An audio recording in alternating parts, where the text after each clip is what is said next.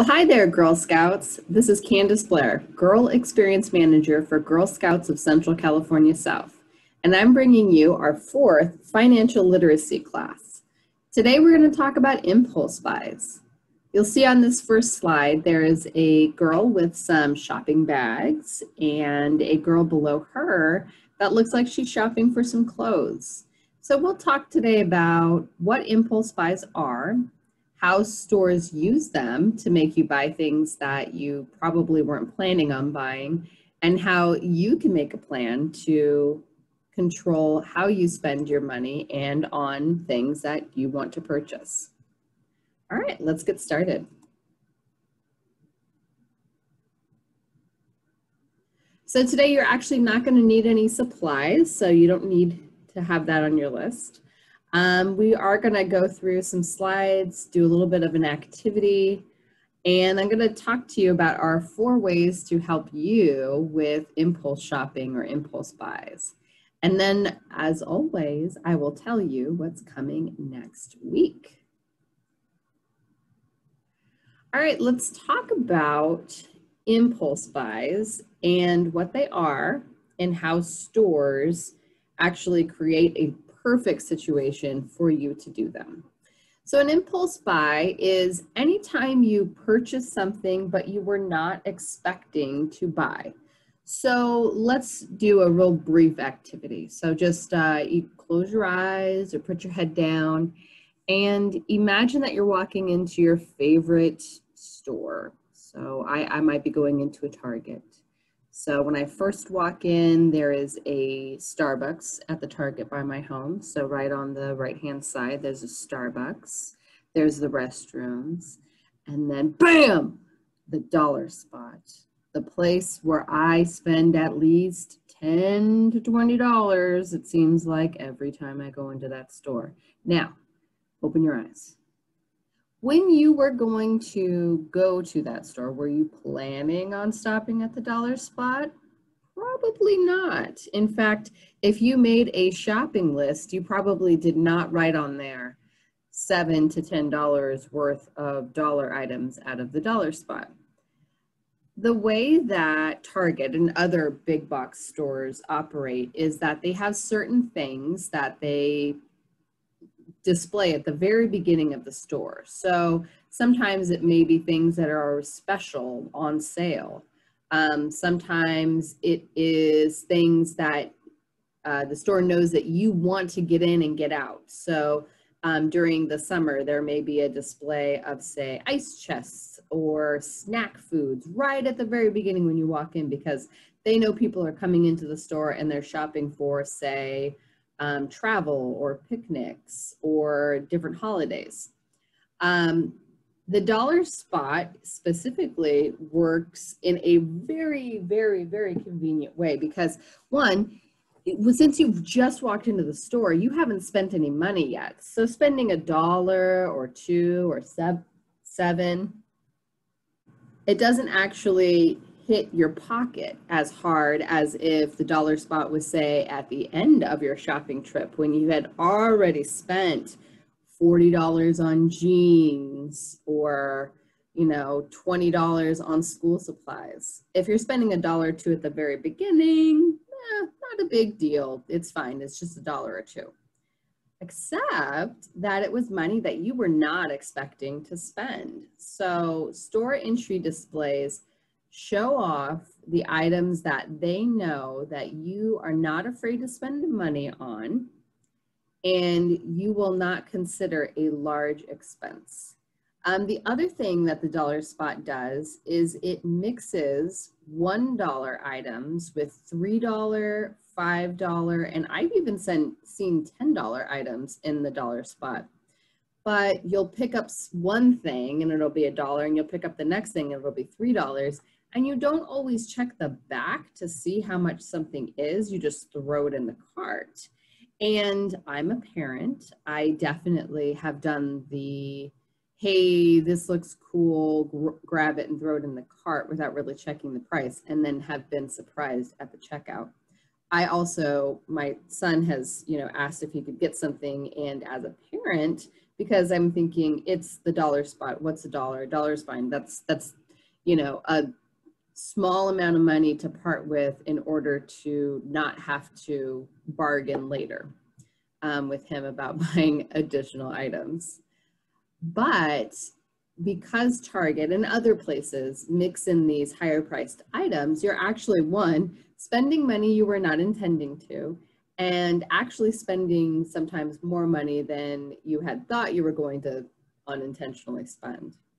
They also put special seasonal things in these high traffic areas, or those entry displays, because if there is a holiday coming up, then you're already in the mood of that holiday. So our nearest holiday that we would buy things for would be Halloween.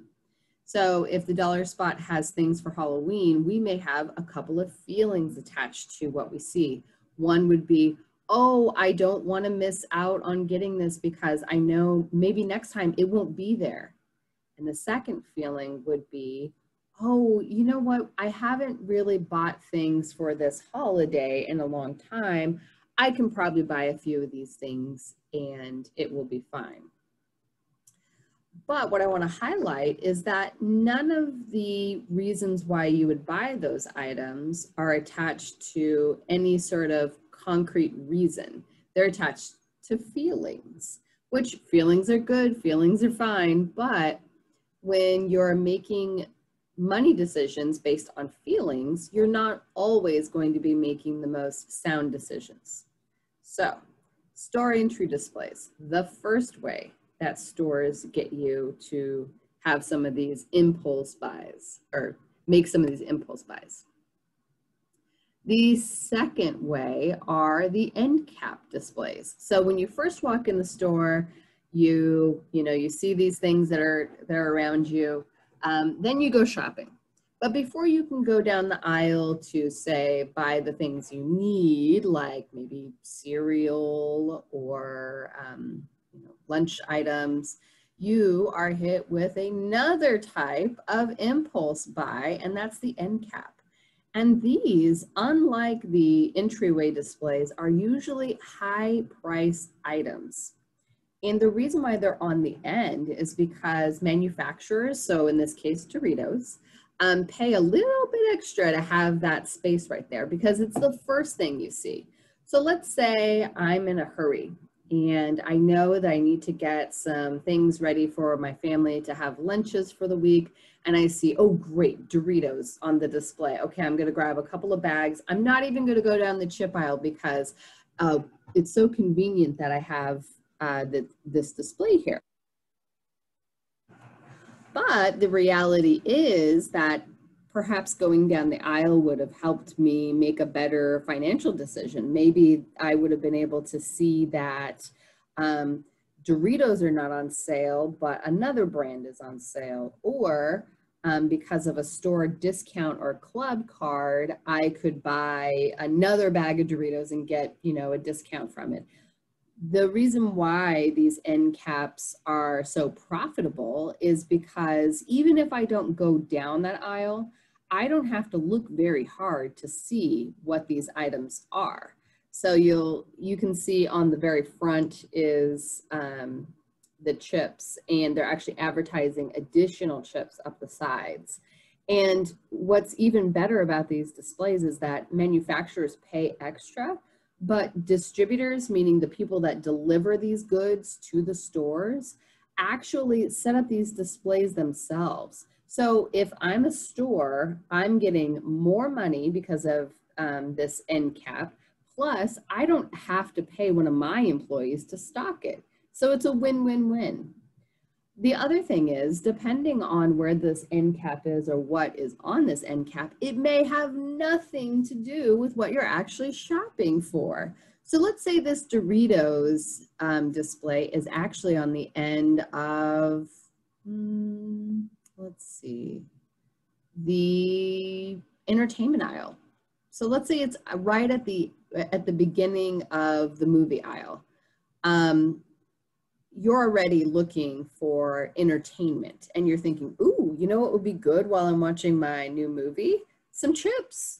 So they use end caps to display high-priced items, but they also use them to display impulse buys in a way that match up with other products. One thing that we don't always think about when we're going shopping is that there are times when stores have extra product, and so they may end up pushing those towards these end cap displays to get rid of them. So it's not necessarily a great purchase for you. It's not a great price, and it doesn't always match with what you're actually shopping for. But the store has too many of, you know, whatever it is, and they want you to see it. That's another way that end cap shopping works. And when you have items in an end cap, you're more than likely not going to have anything to compare it to. So if I am a person that's in a rush or don't really care if I spend a few extra dollars on an item, there's nothing around for me to compare it to. So let's say instead of Doritos, it's a display of headphones. Oh, I remember that one of my headphones is like coming, like the wire is coming loose. So I do need headphones. I'm just going to grab these. They're $10.99. Oh, but there's nothing for me to compare it to. Well, it's fine. It's just $10.99. That is also the way that end cap displays try to create an environment where impulse buys feel okay. All right, let's talk about the last one. Checkout stands. All right, so these are strategically placed so that if I have a child placed in a cart, so like in that front basket, that they look over and they see something that they want. Now, I can see on here some Disney princesses, I can see some lollipops, I can see another cartoon type character in there. I can see there's some candy mixed with toys. All of these things are made so that they're at the eye level of a child and they're able to reach out and grab them and say, Mama, I want this. And that as a parent, we have to say, oh, no, you can't have that, or yes, that's fine, or whatever, I don't care, whatever the situation is. But the checkout stand is a prime area for you to make those last minute decisions. Now, as an adult, when I go shopping, I have a certain way that I go shopping. But once I get to the checkout stand, what I'm doing is I'm going through the list either on my phone or in my head and trying to figure out, okay, so did I get everything I needed? I know that we needed XYZ, but they didn't have it. And at that time, it can be difficult for me to make any more decisions. And it can be very easy for me to say, oh, but you know what sounds good is a Kit Kat. And so I grab a Kit Kat and I throw it on the conveyor belt and I purchase it. So I read a really interesting statistic while I was preparing for this workshop, which was 3 out of 4 Americans, when faced with the opportunity to buy candy at the checkout stand, will buy it. Not that they do buy it, but they will. So that means only 1 out of 4 adults would say, no, I never buy candy at the checkout stand. So whether they're buying it for their child, or in my example, a Kit Kat for yourself, these checkout stands are really, really good ways for you to make impulse buys. And I say good ways because they are very successful. The other type of impulse buys that are at checkout stands are magazines. There's also convenience items. So sometimes you'll see there like little toolkits. I feel like that's the only place I ever see those like eyeglass repair kits. There's also really frequently now are toy items, hand sanitizer items. At the Save Mart I go to, this is exclusively where they sell their reusable bags. So all of those things are impulse buys, meaning you didn't set out to go to your grocery store and buy Kit Kat. No, you set out to the grocery store to buy bananas or, you know, sandwich stuff for your family. And this goes to for when you're a child. When you're a child and you're bringing your allowance money or the money that you've earned to go spend it on something at the store, you may have found that thing. So let's say we're getting ready for back to school and your parents have purchased school supplies for you, but there's a special notebook that you want and your parents say, that's fine, you can have it, but you have to spend some of your own money. But you get to the checkout stand and you see those Disney Princess gummies and you're like, oh, but I really want some gummies. So impulse buys are strategically placed throughout the store to make you want to buy them.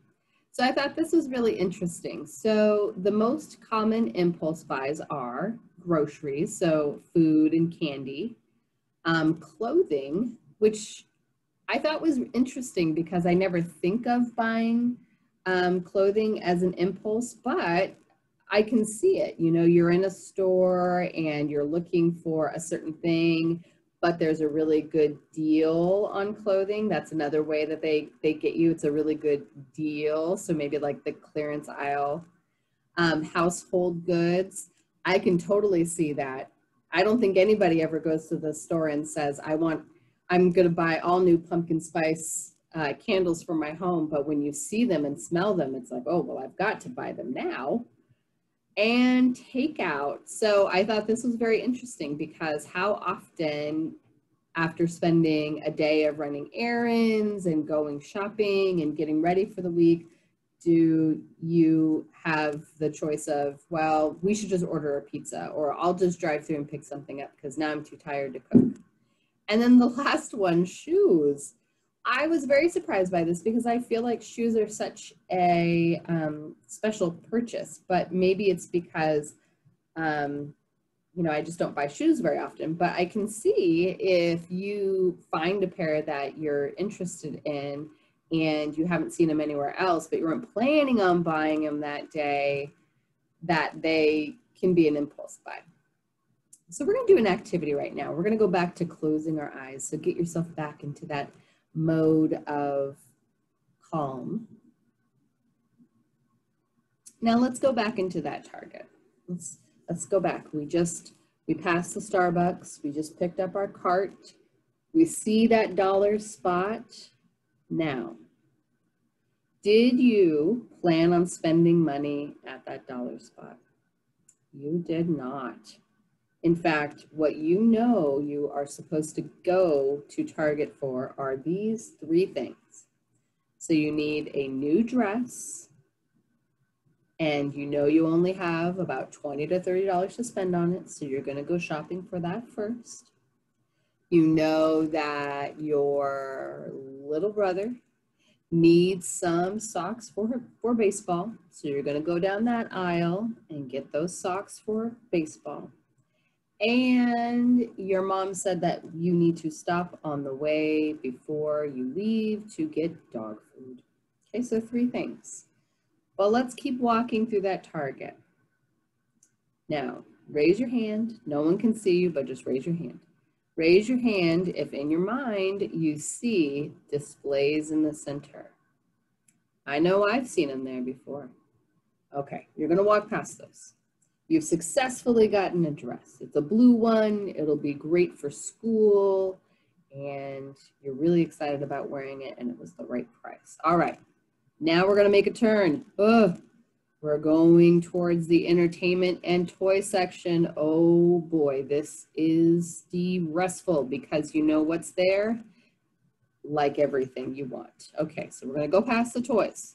Going past the toys. We're going past the books. We're going past the magazines. We're going past the electronics. We're going past the movies. All right, now to your left, there is a sporting good aisle. Your brother was able to find some baseball socks. You throw those in the cart. Now we're gonna keep shopping, but we have to make another turn. And oh no, you're going towards the seasonal section. And what do they have? Halloween costumes, Halloween decorations, and Halloween candy. Keep going, don't stop. Oh, and you have to make another turn, but what is there? Doritos. There's a new flavor. Keep going. Don't want those Doritos. That was not what we came here for. One last turn before we can find the dog food aisle.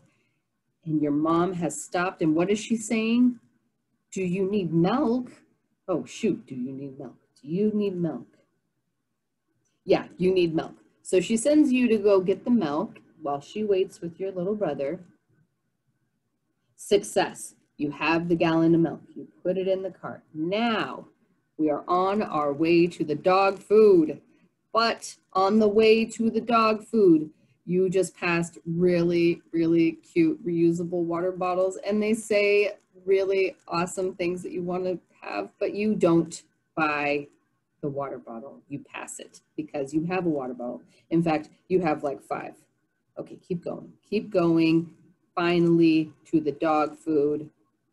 And they don't have the dog food you normally buy, so you've got to look around a little bit. Oh, there it is. Okay.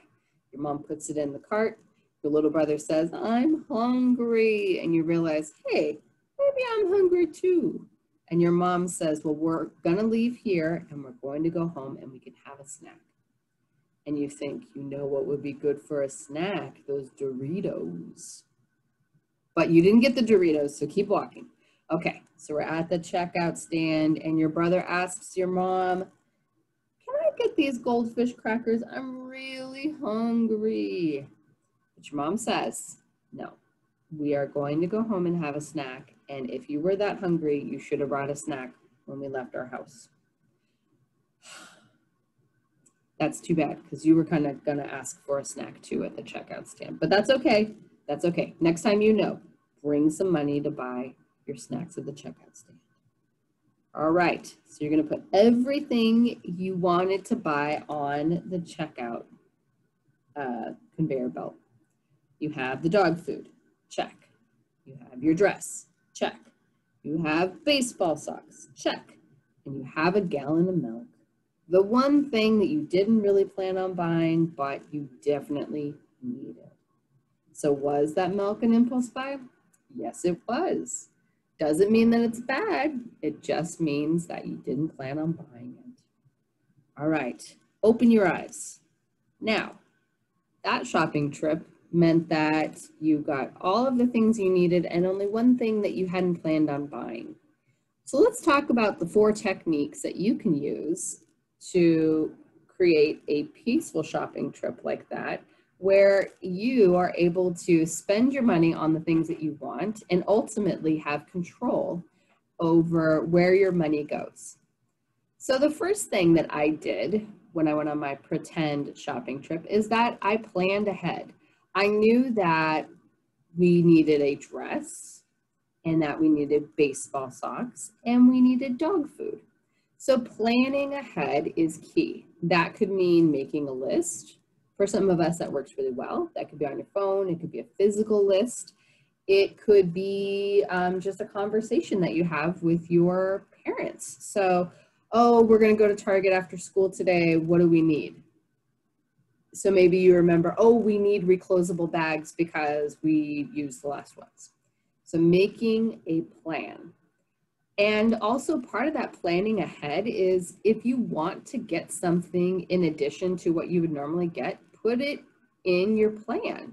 Maybe you want to get a Frappuccino from the Starbucks that's in the Target. That's fine. Make that plan. When I say that's fine, that doesn't mean that it's going to happen. It means that you are considering it. And obviously you would talk to your parents and then use your own money if you needed to use your own money, that sort of thing. The next thing is you're going to take your time. So let's say we have that shopping trip again and we just cannot stop thinking about those cute water bottles. It's totally fine for you to want things that are at stores or want to purchase things, but if you're not sure that you want to spend your money on something, the best thing you can do is take a day or two and think about it. If in a day or two you still have that same passion for that water bottle, then maybe it is something that you buy. And maybe you use one of our classes before to sell another water bottle or give another water bottle away so that you're not, you know, creating an entire cabinet full of water bottles that are just for you. And also really considering, is purchasing that additional water bottle worth the cost? So take your time, and it doesn't have to be like a big item that you're spending your money on. Every time you take your time and are thoughtful about the way you spend your money, it prepares you to be an adult in situations where you are going to be spending sizable amounts of money. A home purchase, buying a home is a huge purchase in an adult's life because it is a lot of money. Taking a day or two to think about whether or not this is the right purchase for you trains your brain and gives you the confidence to be able to say, you know, I don't know if I'm ready to make this purchase right now. Can I think about it? And the answer is yes, you should always be able to think about it because it's your money. And being thoughtful about the way you spend your money is one way that you can be financially literate and in control of your money. Now, the next thing you can do is set a goal. So if you have a goal of saving $100, you're probably going to have a harder time parting with that money to buy things like, you know, a bag of Doritos that your mom says, I'm not going to buy any more snack food, but you can use your own money. So you may not want to spend the $4 that it costs to buy that bag of Doritos because you're so close to getting that $100. So set a goal for your own savings and ask yourself, if I impulse buy right now, is it going to impact that goal? Is it going to make me have to save money for a longer period of time? Am I going to have to put off making a different purchase I had already planned? By setting a goal, you can start thinking about how the money that you already have can be used, as opposed to allowing other people to influence that decision. So like that entryway display, those end cap displays, the checkout aisle display. And the last way that you can control impulse buys is to spend money. I know what you're thinking. What did you just say in those last 3 squares? You just told me not to spend my money. No, I'm trying to get you into the mode of thoughtfully spending your money. If you have ever, you know, not done something for a long time and then do it, it feels like, oh, okay, this is really nice. When you've saved money and thought about how you were going to spend your money and you've made a plan, then you should be able to spend. One of the ways that you can begin to prepare yourself for adulthood and becoming financially literate is to put a portion of your money aside so that you do have some money that you can spend on things that are unplanned. So when you go to Target and you're like, well, I really want this water bottle. I know that I have some spending money set aside and I can afford it. So you can do that. But what you don't want to do is get so into the habit of never buying anything with your own money that when you actually have to spend your money, it feels very, very painful. So spending money is kind of like flexing a muscle. So you want to build up your muscles so they're nice and strong. But when you've already built that financial literacy muscle, then when you spend your money, you want to feel good about it. You want to feel like, okay, so I made this decision and now I'm going to spend my money on it. So let's say that you have been doing all 4 of these things and now you're ready to budget for the month. That's actually a lesson we're going to have put up in October, and it'll be a live interactive class. So just something to plan for. Well, let's talk about next week. So next week, we are actually going to be talking about entrepreneurship. So one thing that is so amazing about Girl Scouts is that we are part of the world's largest girl entrepreneurship program. So we're going to talk a little bit about what entrepreneurship is, how girls are really creating these amazing futures for themselves as business leaders, and how we have so many female business leaders to look forward or look up to in our community as Girl Scouts. Until we meet again, please go out there and make the world a better place. And I can't wait to see you again. Thank you.